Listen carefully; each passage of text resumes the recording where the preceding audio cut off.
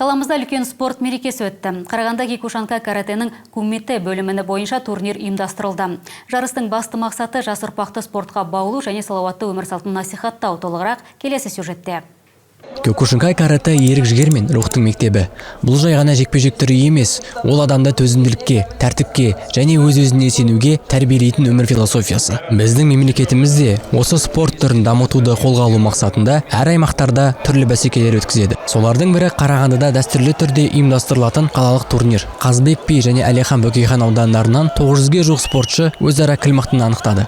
Сейчас занимается около 5000 спортсменов. Бүгінде Қарағанды қаласында және оған іргелес аудандардан 5000-ға жуық спортшы тұрақты түрде жаттығып жүр. Сондықтан Қазыбек би және Әлихан Бөкейхан аудандарынан осылай көп қатысушылар жиналды. Біз осы екі ауданның арасынан ең мықты спортшыларды іріктеп алып, оларды алдағы уақытта өтетін облыс чемпионатына және республикалық кеншілер астанасының кубогы турниріне дайындаймыз. Сонымен қатар ақпан айында Қарағанды қаласында өтетін Қазақстан Республикасының чемпионатына қатысу үшін де үздіктерді анықтаймыз.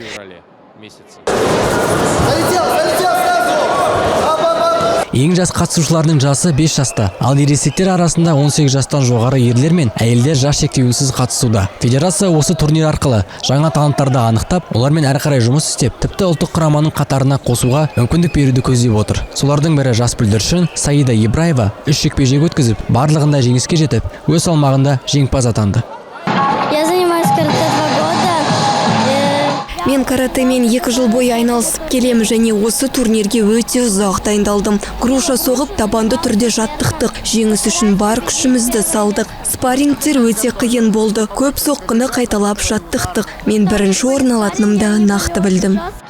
Жарыс қорытындысы бойынша жеңімпаздар мен жүлдегерлер естелік дипломдар және медальдармен марапатталды. Апта соңында Қарағанды құрамасы Алматы қаласына жол тартады. Онда соңғы оқу-жаттығу жиындары өтеді. Ал одан кейін спортшылар 22-23 қараша аралығында Австралияның Голд Кост қаласында өтетін әлем кубогында ел намысын қорғайды.